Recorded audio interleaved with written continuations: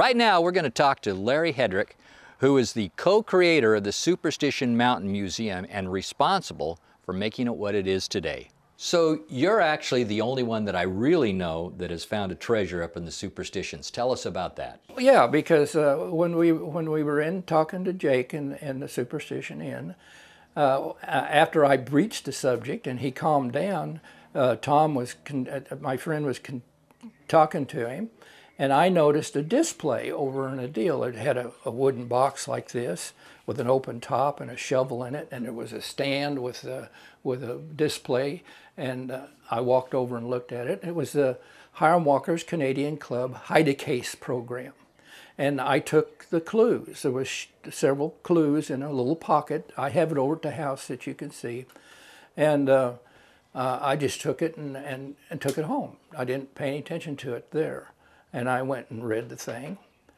And the first clue was, see, they had hid a case of whiskey all over the world. Mount Kilimanjaro, the Australian Barrier Reef, you name it, they had this case of whiskey buried everywhere, and gave clues on how to find it.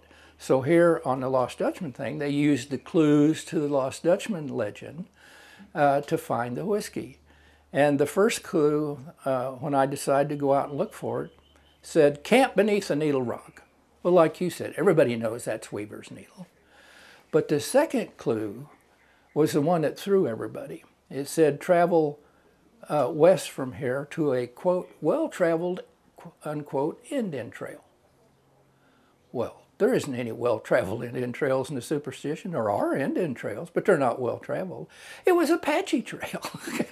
What else could it have been? So I never went to Weaver's Needle, and I never even went out there. And it says, "Now travel north towards the lakes that weren't here when the Dutchman was there." Well, none of the lakes were here when the Dutchman was there. So I'm driving in my Jeep.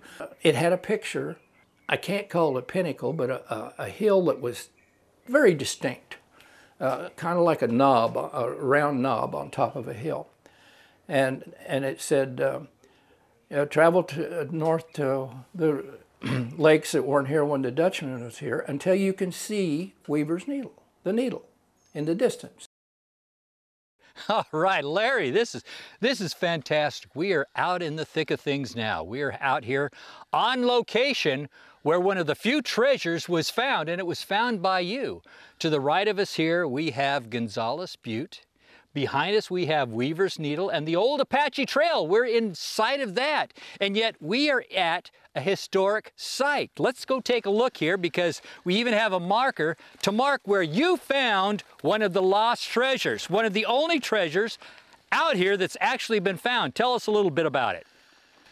Well, you know, the first clue they gave was a misdirection clue. It took you deep in the wilderness because it said "camp beneath Needle Rock." But anybody that knows the legend, the second clue took you right back out, because it said travel a well-known Indian trail, and the Indian trail was in quotes. Well, there's trails out there through Hohokam ruins, but they're not well-traveled. The only well-traveled trail is Apache Trail, State Route 88. Then it said go north towards the lakes that weren't here when the Dutchman was here. And we went straight north towards Apache Lake and Canyon Lake, and it had a picture of a butte, and I recognized that butte as being Gonzales Butte. It was photographically reversed, and I didn't recognize it immediately, but I asked them later on if that was an accident or if that was on purpose, and they said it was an accident. But anyway, it said take a trail that is partly washing places. Well, we just came down that trail, and it said, "Within sight of the camp, you will find your golden cache of Canadian Club." Well, they made a mistake, because in the picture I got out of a magazine, it said within sight of the fire. Now, there's a big difference between those two. You can stand in a camp and look within sight of it, but if you're looking for a fire, you're going to see the smoke from a long distance off. So I just kept looking around and found this campsite here with these boulders over here making a three-cornered fire, three-walled fire. And off over here a little ways was a ring of rocks on bedrock. And then over here a little further was another ring of rocks on an angle on bedrock. And I thought, well, that triangle's trying to tell me something. If I pace off between them and take that distance towards the point of the triangle, well, there was nothing out there that could be dug up. It's all solid rock and stuff. So I came back to the campfire, and I decided there was just sticks in one of them and little bigger sticks, but neither one of them had been lit on fire. This one actually had a fire in it. So that was the first day I found it, but I didn't come out here with a shovel or anything. I was just checking the area out. So I went home. Next morning I came out with a shovel and dug up the fire pit, and there it was.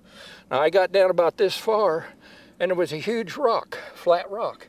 And I thought, and I almost gave up, but I saw a little bit of a corner of a brown plastic bag, and I knew I had it. And I went ahead and took it out.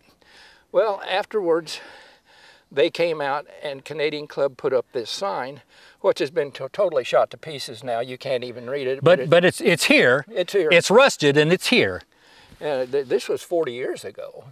And so anyway, inside the wooden box that was wrapped in a plastic bag to keep it from rotting was a letter. And I opened it when I got home, and it was laminated and all that, and it had a phone number. It said, call this number and tell them, that, you know, announce that you'd found it. So I called that New York number, and hello, and I said, surprise.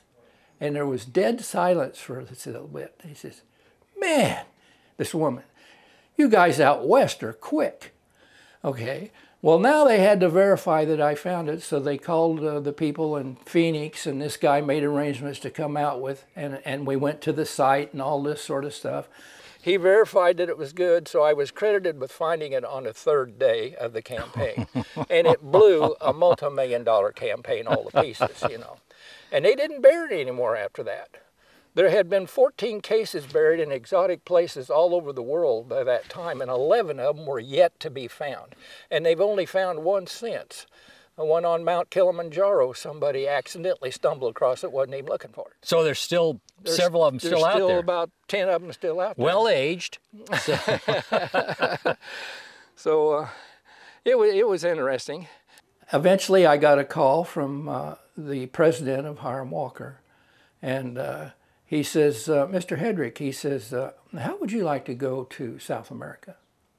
I said, I'm your man, let's go. I said, why? He says, we're burying the next one at the North Pole, and we don't want you anywhere near it.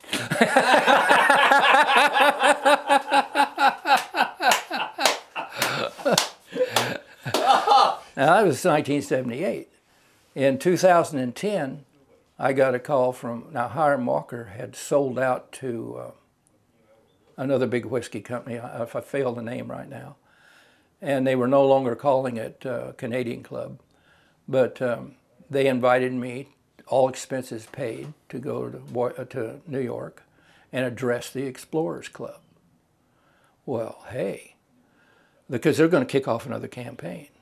The Explorers Club, anybody that's anybody has been a member of that Explorers Club. Teddy Roosevelt, Edmund Hillary, their pictures are all over the walls. It's one of the fanciest places I've been in. It's got like 6 bars on the different floors and all this sort of stuff.